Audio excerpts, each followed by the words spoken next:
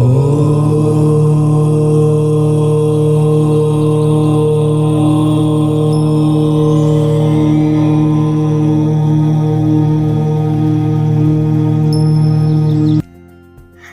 श्री कृष्णा दोस्तों, आज हम इस वीडियो में ये जानने वाले हैं कि महालक्ष्मी और महाविष्णु का ये लीला पृथ्वी पर रहते हुए एक मनुष्य के जीवन को बदलेगा। तो एक दिन महाविष्णु पृथ्वी का चक्कर करने के लिए जा रहे थे। तब माता लक्ष्मी ने महाविष्णु को रोका और उनसे कहा कि श्रीहरि, मैं भी आपके साथ चलूंगी। और तब श्री विष्णु ने कहा कि ठीक है महालक्ष्मी, किंतु एक शर्त पर। अगर आप पृथ्वी देखने आएंगे तो आपको उत्तर दिशा में देखना नहीं चाहिए, और अगर आप उत्तर दिशा में देखी तो उसकी सुंदरता को स्पर्श करना नहीं चाहिए, उसकी सुंदरता को स्पर्श भी नहीं करना चाहिए। इस शर्त के लिए हमारी महालक्ष्मी माता ने ठीक कहा और वो दोनों पृथ्वी के चक्कर के लिए गए और उत्तर दिशा आए। वे कितना भी ध्यान बटने की प्रयत्न करें, किंतु उनका ध्यान उत्तर दिशा में को देखने से बढ़ी नहीं। उस क्षण हमारी माता लक्ष्मी के मन में विष्णु जी को दी गई शर्त याद नहीं था। तो उत्तर दिशा में वो देखी तो वहाँ बहुत सारे सुंदर फूल दिखे, जो हर स्त्री के लिए सौंदर्य होता है और अच्छा होता है दिखने में। तो हमारी माता लक्ष्मी रोक नहीं पाए अपने आप को और शीघ्रता से एक फूल वहाँ से ले ली। तब महाविष्णु ने महालक्ष्मी को देखा और महालक्ष्मी से कहा कि महालक्ष्मी, मैंने तो आपसे कहा था कि आपको या उत्तर दिशा में देखना नहीं चाहिए था और उत्तर दिशा की सौंदर्य को स्पर्श करना नहीं चाहिए था, क्योंकि वो उनका नहीं था, वो किसी और का था। और जो फूल का तोड़ उनका था, उनके आदेश के बिना, उनके अनुमति के बिना आपने ये फूल को स्पर्श किया और इस फूल को ले लिया। इसलिए आपको उनका ऋण चुकाना होगा।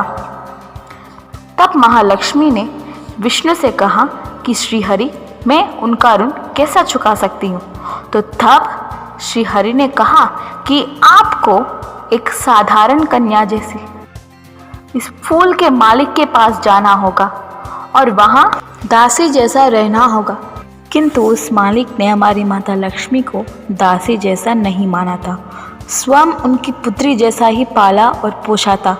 उनको 3 पुत्री थे और ये महालक्ष्मी को भी उनके पुत्री जैसा उन्होंने जोड़ा लिया। तो सहस्त्र वर्षों बाद महालक्ष्मी को उनके घर के आने का क्षण से उनका धन बहुत बढ़ गया था। आर्थिक समस्या चले गए थे, तो वो बहुत ही धनी व्यक्ति बन गए थे और आनंदित व्यक्ति बन गए थे।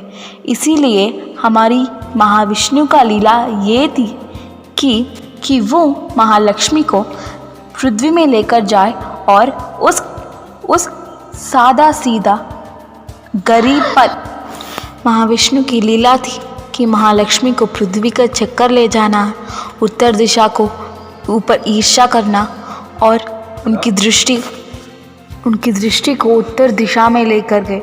उस फूल को स्पर्श करने के लिए उत्साहित किया और उस फूल को लेने के लिए भी उत्साहित किया और उस गरीब परिवार को सहायता की। हमारे महाविष्णु त्रिलोकपति है, उनके पिता है, तो वो उनके संतान को कष्ट में नहीं देख सकते।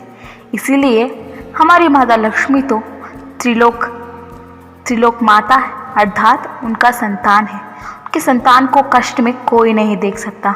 तो महाविष्णु की लीला से महालक्ष्मी के द्वारा उस गरीब परिवार धनी बन गए, आनंदित बन गए, खुश बन गए।